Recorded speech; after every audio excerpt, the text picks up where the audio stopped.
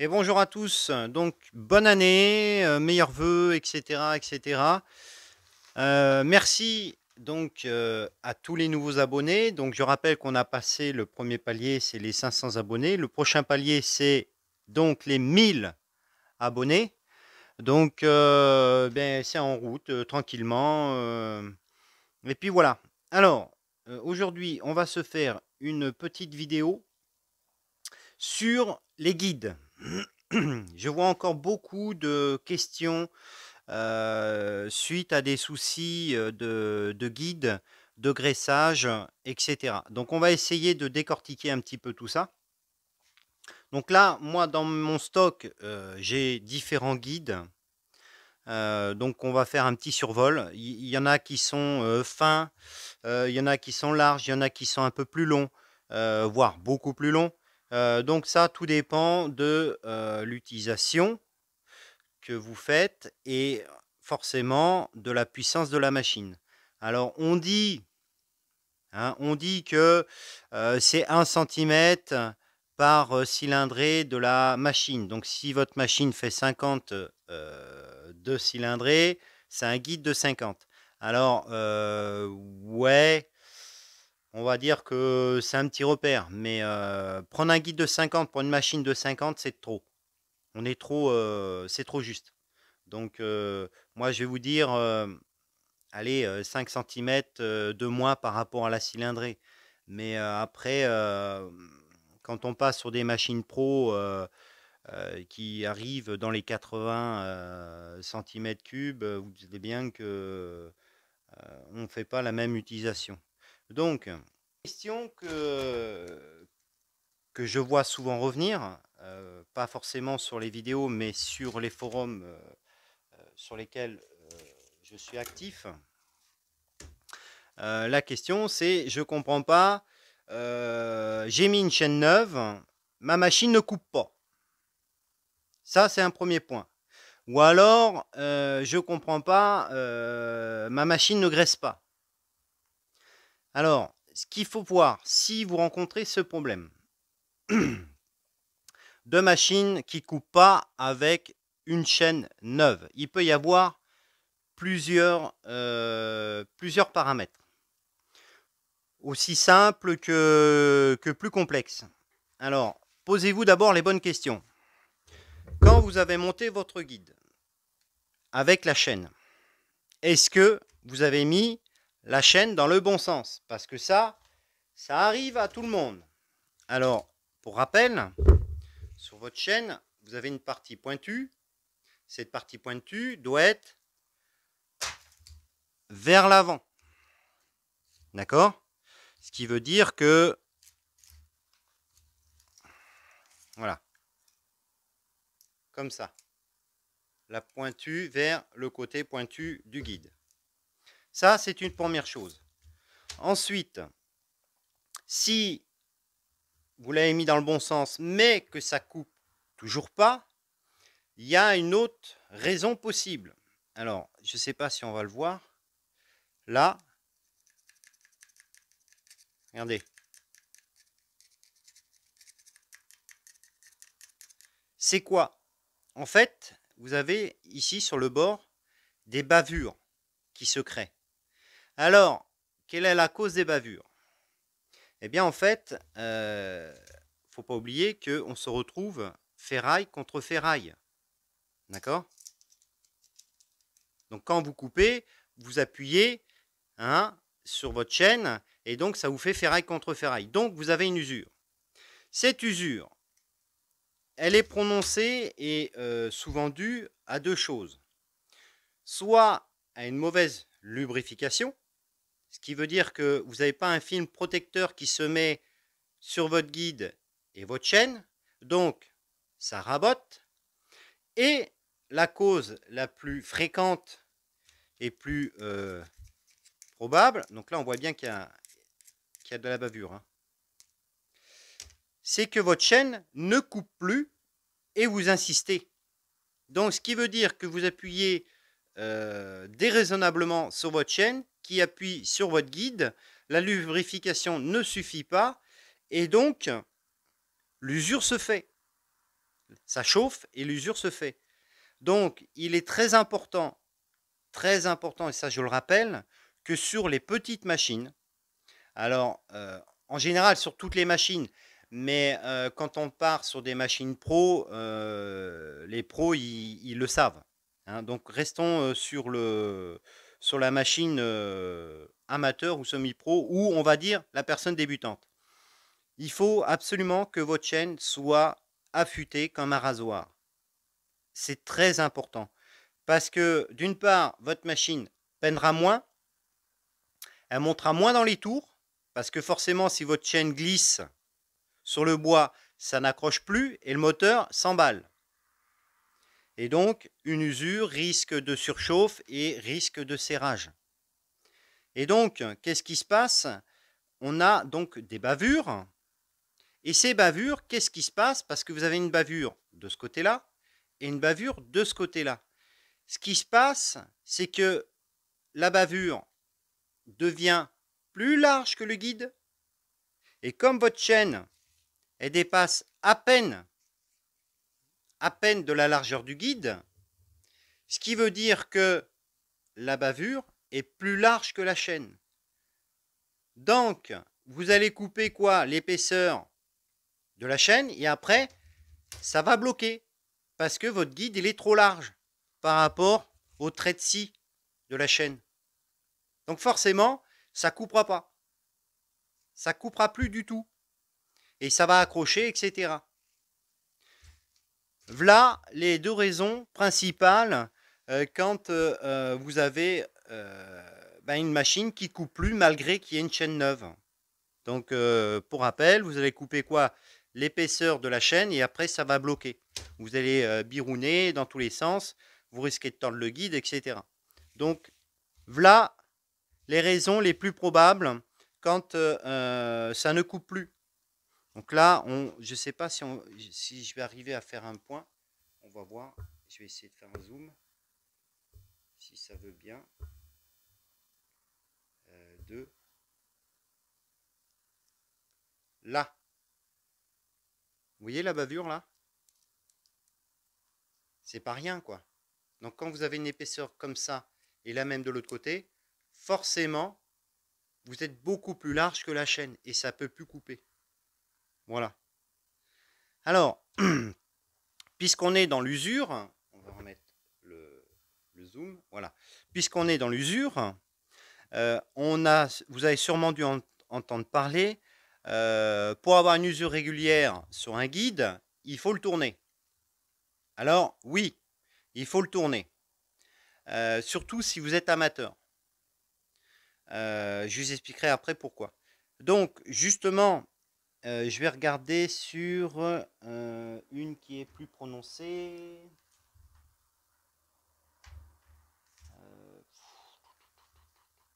Là. Souvent, en bout de guide, on voit là, ça se creuse. Là. Ça se creuse. Donc ça, c'est des gens qui travaillent beaucoup avec la pointe de guide, qui pique au cœur, etc. Donc on le voit aussi ici. Mais là, bon, c'est vraiment un éclat. Voilà. Bref. Et donc, pour limiter cette usure, on tourne le guide. Voilà. Alors, pourquoi je dis plutôt amateur? Parce que vous coupez dans ce sens-là, du haut vers le bas. Beaucoup, beaucoup, beaucoup. C'est ce qu'on appelle la coupe.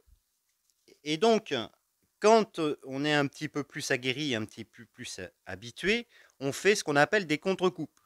C'est-à-dire qu'on coupe avec le bas du guide et aussi avec le haut du guide. Donc, l'usure, si on fait ça régulièrement, l'usure se fait plus homogène en haut et en bas. Moi, personnellement, j'utilise régulièrement la contre-coupe. Et donc, mon guide, quand je le change, il est usé des deux côtés, vraiment, vraiment des deux côtés. Donc, je le tourne rarement. Rarement. Quand je le change, c'est que vraiment, il n'en peut plus. C'est que la roulette, elle est fatiguée, elle est pointue, ou que ou qui s'est écarté, ou qu'il est tordu, enfin bon bref. Là j'en ai pas, mais bon, vous pouvez me croire sur parole. Donc on a ce problème-là au niveau de l'usure. Ensuite, on a différents guides. Donc là, vous avez des guides plus ou moins profilés. Donc ça, c'est pour une élagueuse. Là, c'est plus pour une 0,25, une 261, etc.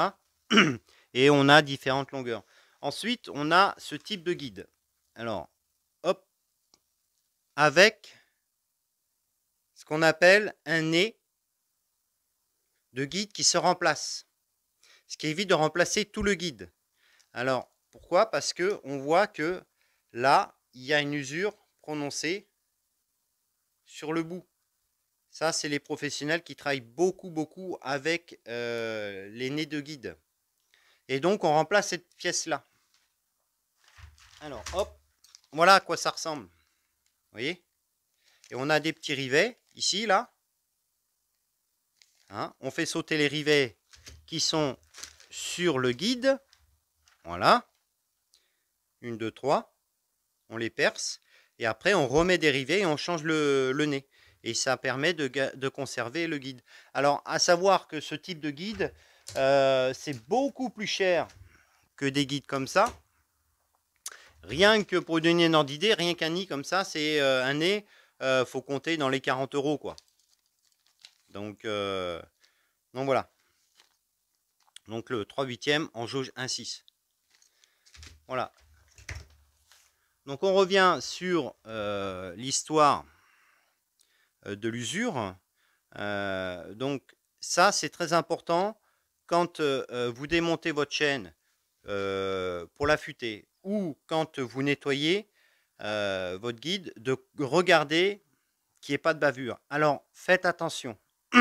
Quand vous contrôlez les bavures, évitez de le faire avec vos mains, c'est-à-dire en passant les doigts comme ça, parce que ces bavures-là sont extrêmement tranchantes et vous allez vous abîmer les mains à une vitesse, vous risquez de vous couper très fort. Donc là, vous passez un tournevis, vous entendez bien que ça accroche. Alors pour ces bavures-là, vous utilisez votre lime plate pour affûter les chaînes. Donc ça, cette lime, elle sert, du moins je m'en sers moi, pour limer les jauges de profondeur. Là, vous avez la dent, et là, les jauges de profondeur. Cette jauge de profondeur permet de régler l'épaisseur du copeau que vous allez enlever. Donc, petit rappel, voilà, vous mettez votre chaîne sur votre guide et vous mettez votre lime comme ça et vous contrôlez l'espace qu'il y a entre le haut de la dent et la jauge de profondeur. Vous voyez? Donc, il faut faire ça sur plusieurs dents. Hein. Bon, là, c'est pas, je le fais comme ça, on va pas le voir grand-chose, mais parce qu'il faut être à plat. Hein. Alors, vous avez plusieurs types de chaînes, mais j'en reparlerai des chaînes. Restons sur les guides, il y a déjà bien assez à dire. Et donc, vous limez comme ça, d'accord? Pour rabattre la bavure qui se retrouve donc à l'équerre, vous allez voir, ça va faire un petit fil qui va s'enrouler. Et ça, c'est extrêmement tranchant. Une fois que vous avez réglé la bavure dans ce sens-là, c'est-à-dire que ça n'accroche plus, vous mettez un coup sur l'angle du guide. Toujours de l'extérieur vers l'intérieur. C'est très important. De l'extérieur vers l'intérieur. Donc comme ça, une fois que vous avez fait le plat, vous faites l'angle. Et pour finir, un petit coup à plat. Et après, vous pouvez passer votre doigt comme ça. Vous devez le sentir si ça accroche ou pas. Ça, c'est très important. Donc là, pour les bavurages. Donc déjà, quand vous avez trouvé ce problème-là et réglé ce problème-là, il y a de grandes chances que ça recoupe. Ensuite, problème de graissage. Alors, les problèmes de graissage, ça peut être multiple. On va reprendre sur ce petit guide. Donc, ce qui est important aussi, et ça je le rappelle, mais c'est pas toujours faisable parce que c'est un budget. Quand vous avez une machine style, prenez des guides style. Quand vous avez une machine Husqvarna, prenez des guides Husqvarna, etc., etc. Ça vous évitera pas mal de soucis parce qu'on ne peut pas penser à tout. Bien sûr, quand le budget y permet, mais vous allez comprendre pourquoi. Pourquoi? Parce que chaque guide est un peu différent. Que ce soit dans les passages d'huile. Alors le passage d'huile, c'est le trou qui est là. Je ne sais pas si ça va bien fonctionner. On va mettre un petit peu de zoom. Si ça veut. Voilà. Ça, c'est le trou d'huile. Ça, c'est le trou du tendeur de chaîne. Et ça, c'est la glissière où vous avez vos écrous support de guide. D'accord? Donc là, on voit bien le trou qui est ici. Sur l'autre guide, on le voit, il est ici. Et vous voyez, celui-là, il est fermé. Donc là, ça, c'est pour le tendeur de chaîne. Et ça, c'est les supports. Si on passe sur l'autre, le grand,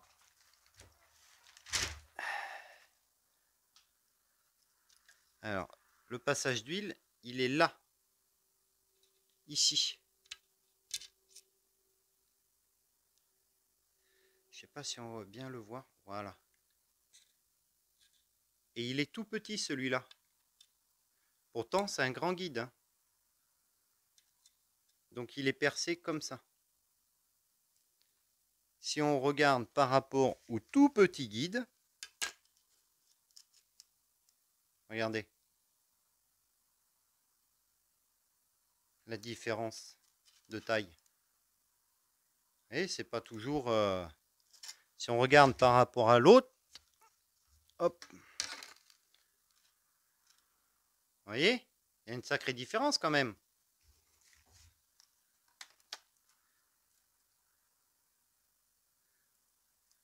Voilà. Alors, j'en reviens un petit peu au guide d'autres marques. Je ne veux pas faire de pub ou quoi que ce soit. On parle juste de concret. On est là pour le pratique. Pourquoi je vous dis, quand vous avez une machine style, d'acheter un guide style? Pourquoi? Parce que votre perçage d'huile, d'accord, il est adapté par rapport à votre machine. Donc là, on voit bien la distance, elle est différente. Là, elle est différente. Et là, elle est encore différente.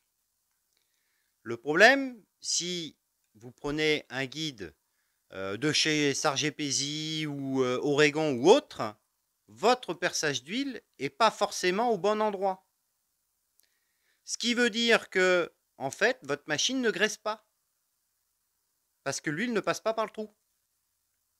Donc, admettons, là, sur le style, le perçage, il est là. Si je prends Oregon, par exemple, le perçage peut être ici, quoi. J'ai pas de guide Oregon pour vous montrer. Alors, c'est pas systématique. D'accord? Je veux pas être mauvaise langue. C'est pas systématique. Mais faites attention à ça. Quand vous voulez acheter un guide moins cher, parce qu'on va parler de coûts, par exemple Oregon, qui sera moins cher qu'un style, emmenez vos vieux guides avec vous pour contrôler le perçage. Sinon, vous aurez des ennuis. Votre machine ne graissera pas, votre guide va chauffer, il va se tordre, votre chaîne va bleuir et vous ne pourrez plus l'affûter. Voilà, ça c'est important. C'est pas grand chose, mais si on ne le sait pas, eh bien, ma foi, on ne peut pas l'inventer. Alors, on revient par ça. Ensuite, une fois qu'on a vu les soucis, comment on entretient un guide? Ça, c'est une bonne question. Donc, votre guide, pour ceux qui ont un souffleur ou pas de souffleur, de soufflette, vous prenez, moi je prends ça, un petit tournevis testeur d'électrique, ou sinon vous prenez un fil de fer, peu importe. Vous le mettez comme ça dans la goulotte là et vous faites coulisser. Voilà. Vous partez toujours de la roulette vers l'arrière. Pourquoi? Parce que sinon, si vous faites dans l'autre sens, toute la misère, toute la crasse, vous allez le mettre dans la roulette. Et ça risque de coincer ou de bloquer la roulette. Donc vous partez toujours de la roulette et vous venez vers l'arrière. Ensuite, ce qui est bien de regarder, c'est que votre correspondance, c'est-à-dire la communication entre le trou de graissage, je vais remettre un petit peu de zoom, si ça veut. Voilà. Votre trou de graissage, là, il faut regarder qu'il communique bien avec la glissière. Donc là, on voit passer le tournevis. Je ne sais pas si on voit mieux.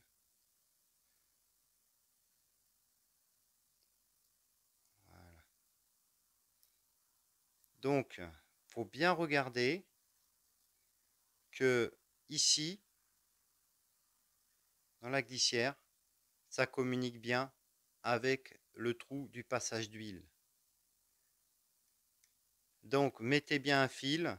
Ça doit soit par là ou par l'autre sens, mais peu importe. Il faut bien que les deux communiquent. Et il faut bien aussi finir de nettoyer la partie là. Parce que si vous ne le nettoyez pas comme il faut, quand vous allez mettre votre guide, donc avec le trou d'huile en haut, la merde va se remettre dans le trou, puisque la chaîne va dans ce sens-là. Donc n'oubliez pas, toujours partir de la roulette, vers l'extérieur. Et après, vérifier les correspondances des passages d'huile, qui soient bien nettoyés, bien dégagés. Donc en haut et en bas. Ce qui est important, c'est le haut du guide, suivant si vous le mettez l'écriture en haut ou l'écriture en bas. Ce qui est important, c'est que votre trou du haut, il soit bien propre. Voilà. Quand vous aurez fait ça, vous verrez que il y a plein de problèmes qui vont se régler tout seuls. Donc, la coupe,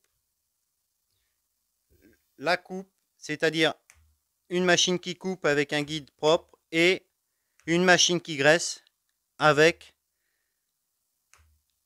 un guide adapté à votre machine et qui soit bien nettoyé. Alors, on va regarder autre chose. Dans les possibilités de problèmes de graissage, alors je vais pousser un peu. Voilà. Ici, là, on passe sur une machine. Donc, pour rappel, si on met le guide, il va comme ça. Alors, c'est pas le... Je voulais faire plus facile, mais c'est pas plus facile. Donc, voilà. Vous avez donc, on retrouve ici le tendeur de chaîne. Alors, on va essayer d'agrandir. Voilà. On retrouve ici donc le tendeur de chaîne. Et ici, cette partie-là, c'est l'arrivée d'huile avec le tuyau et la pompe à huile. Voilà. Donc, il faut bien que votre trou d'huile corresponde à la course du graissage. C'est-à-dire que votre trou doit bien tomber dans cette ligne-là. Dans cette ligne-là. Il ne faut pas qu'il soit en dessous ou au-dessus. C'est très important. Alors, qu'est-ce qu'il peut y avoir comme problème aussi? Et moi, j'ai entendu aussi des gens qui disent « je comprends pas, l'huile elle passe à côté, ça graisse pas mon guide ». Alors effectivement, ça se produit quand votre passage d'huile de guide n'est pas aligné à votre système. Alors, ce qu'il y a aussi qui peut arriver, on voit ici qu'il y a un trou là. C'est pour mettre ce qu'on appelle des bandes de glissement. Voilà. Si je l'ai mis dans le bon sens, ça devrait aller. Bon, c'est pas tout à fait celui-là, mais c'est pour vous expliquer. Et sur la plupart des machines, pas toutes, vous avez une plaque. Voilà. Et donc, on retrouve bien ici notre passage d'huile. Voilà.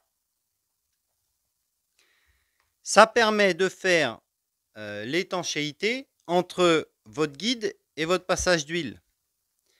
Mais, parce qu'il y a un petit mais, il arrive que si vous n'avez pas cette partie, cette bande de glissement, votre plaque, elle se retrouve un peu de travers et ça ne fait pas l'étanchéité. C'est pas étanche. Alors je rappelle, cette plaque-là n'est pas sur toutes les machines. Hein, mais si vous avez cette plaque, contrôlez que vous ayez bien la bande de glissement derrière pour bien maintenir votre plaque. Bien droite. Et là, on voit que quand le guide va venir dessus, alors je vais prendre le petit, mais c'est pas, ça représente pas bien. Mais voilà, c'est bien étanche. Ça va pas aller celui-là. Voilà, c'est bien étanche. Vous voyez ? Voilà le dernier point.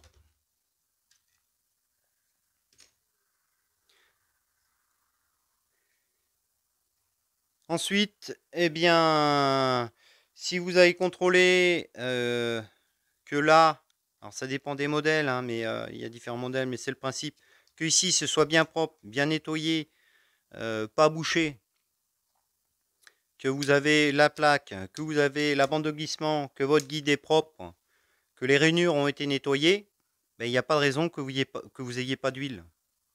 Après, on va pas parler de la pompe, parce qu'il y a tellement de modèles différents. Il y en a qui se règlent, il y en a qui se règlent pas. Ça, c'est un concentrique, d'autres, c'est des crayons. Enfin bon, bref. On va pas partir là-dessus, on était sur le guide. Donc quand vous aurez regardé toutes ces petites choses, je pense que vous arriverez à vous dépanner. Je pense que vous arriverez à vous dépanner sur le problème de coupe et le problème de graissage. Voilà, c'est tout pour cette petite vidéo. N'oubliez pas que vous pouvez laisser des commentaires, je lis tous les commentaires. Si vous avez des questions, si vous avez un sujet que vous aimeriez voir traité sur la chaîne, c'est pas un problème. Vous faites des suggestions, des choses comme ça. Posez des questions. Il n'y a pas de questions bêtes en mécanique. Et mettez des petits pouces bleus, c'est ce qui permet de faire présenter la chaîne. Et à bientôt!